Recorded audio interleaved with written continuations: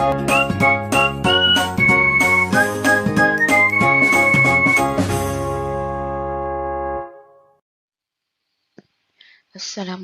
semua, apa khabar? Kita berjumpa lagi kali ini dalam pelajaran sains. Baik, minggu ini kita akan bersama-sama melaksanakan satu program yang cikgu panggil sebagai program menggilap kemahiran proses sains ataupun program menggilap KPS.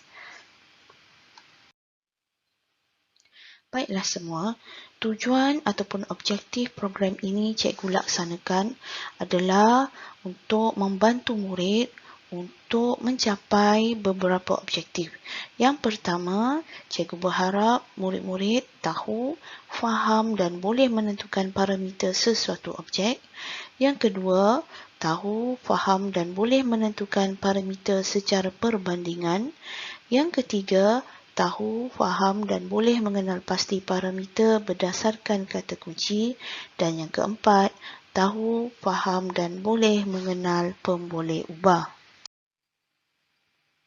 Baik, untuk minggu ini, kita akan lebih memfokuskan kepada objektif yang pertama, iaitu tahu, faham dan boleh menentukan parameter sesuatu objek.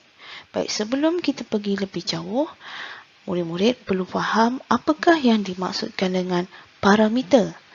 Baiklah, parameter ialah ciri-ciri sesuatu objek. Jadi pada hari ini, cikgu akan bimbing awak bagaimana untuk menentukan ciri-ciri sesuatu objek dengan tepat.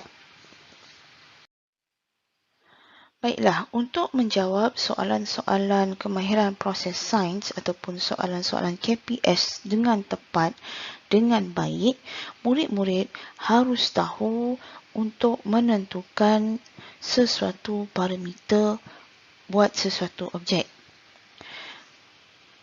Contoh yang pertama ialah ikan. Baik, mari kita lihat apakah parameter yang boleh kita lihat pada seekor ikan. Betul, yang pertama ialah saiz. Parameter yang kedua ialah jisim.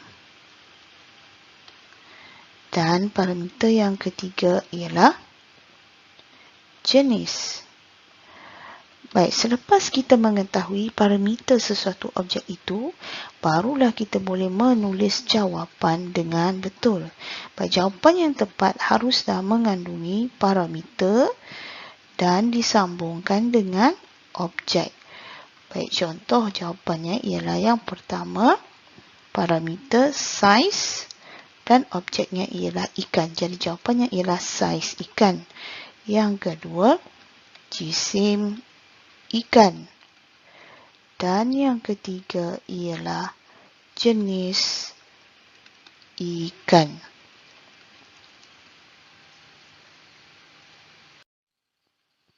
Baik, contoh yang kedua ialah, apakah nama objek ini? Betul, objek ini ialah sebuah kerusi. Baik, mari kita lihat apakah ciri-ciri yang ada pada sebuah kerusi ataupun parameter yang ada pada sebuah kerusi.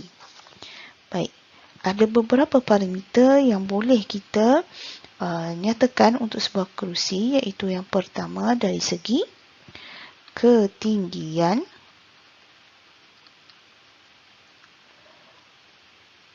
lagi yang kedua ialah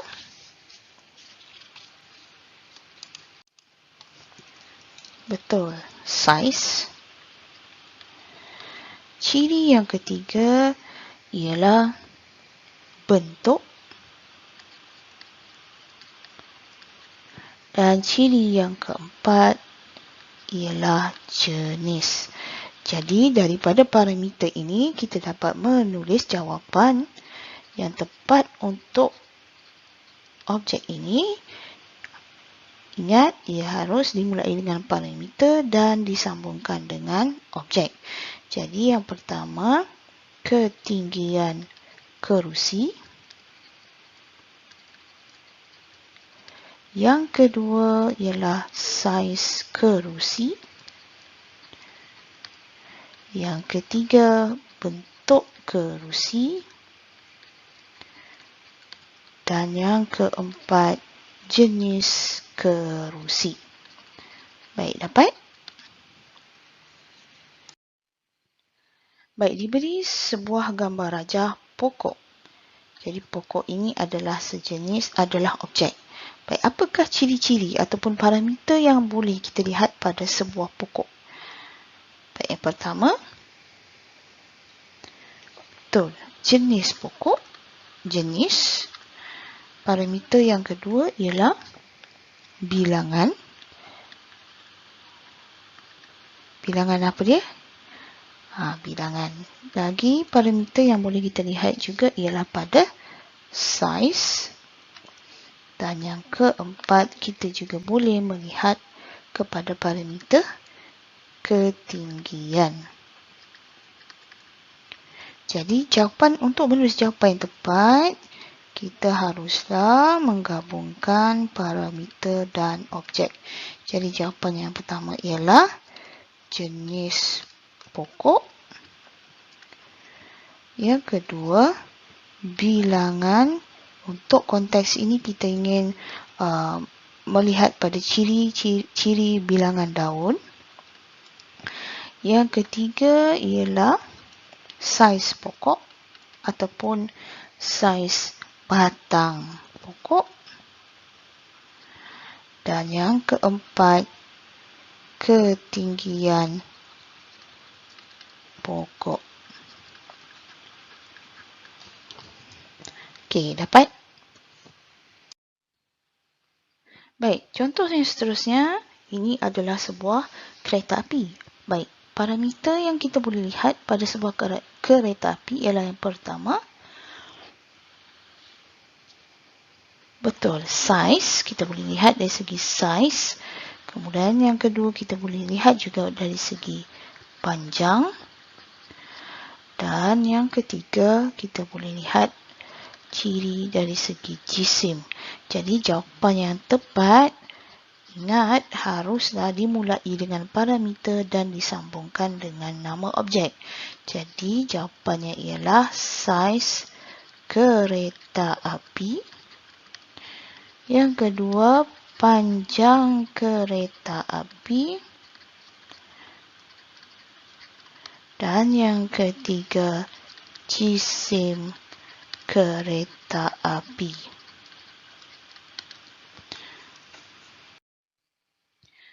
Baik, contoh seterusnya ialah magnet.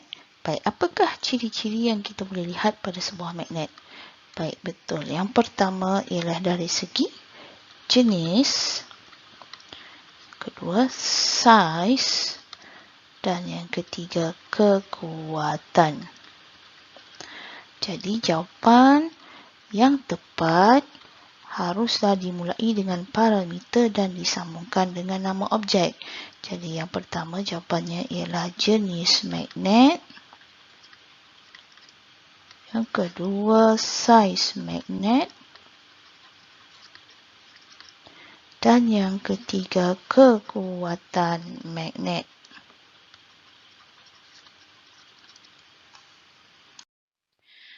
Baik, contoh yang keenam, kita boleh lihat ada sebuah balang yang diisi dengan ulat belum cas. Baik, apakah parameter yang boleh kita lihat pada gambar rajah ini? Yang pertama dari segi saiz. Yang kedua, bilangan. Dan yang ketiga, jenis. Baik. Jadi jawapan yang tepat untuk menulis parameter haruslah dimulai dengan parameter dan juga objek. Jadi jawapannya ialah saiz balang. Yang kedua, bilangan ulat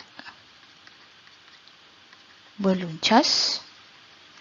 Dan yang ketiga, jika kita lihat daripada jenis, kita mulakan dengan jenis balang.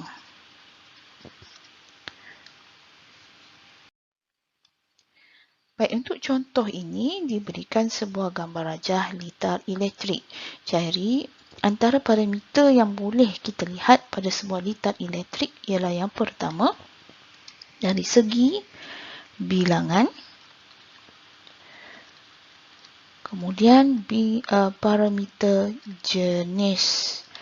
Jadi, untuk menulis jawapan pemboleh ubah yang tepat, haruslah dimulai dengan parameter dan disambung dengan nama objek. Jadi yang pertama ialah bilangan. Dalam gambar rajah ini yang kita ingin tulis ialah bilangan mentol.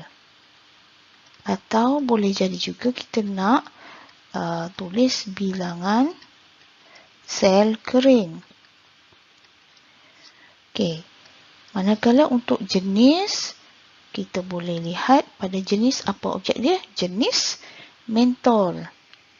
Jenis mentol yang digunakan. Dan yang keempat, kita juga boleh lihat pada jenis litar.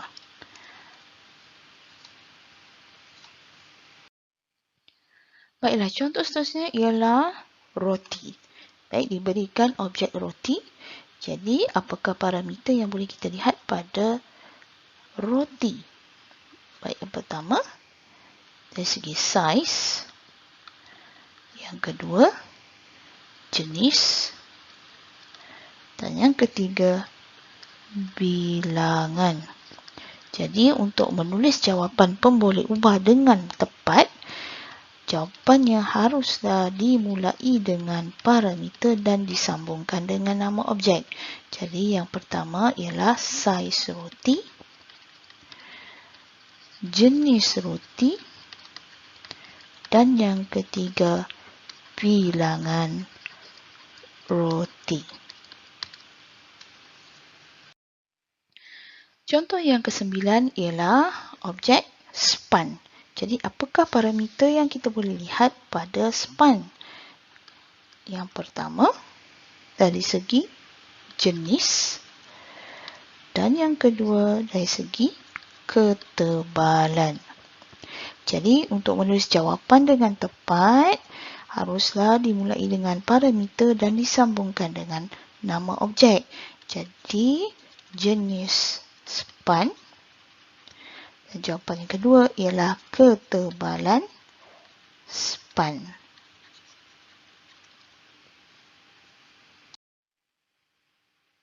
Baiklah, untuk sebuah carta palang, ianya lebih mudah untuk kita menentukan pemboleh ubahnya kerana parameter dan juga objek telah pun diberikan di dalam carta palang itu.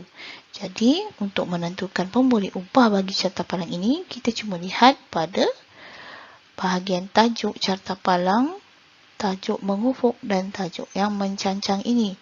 Jadi jawapannya ialah pertama, kecerahan cahaya matahari. Jadi kecerahan ialah parameter, cahaya matahari ialah objek. Yang kedua, masa ialah parameter. Jadi apakah objek dia?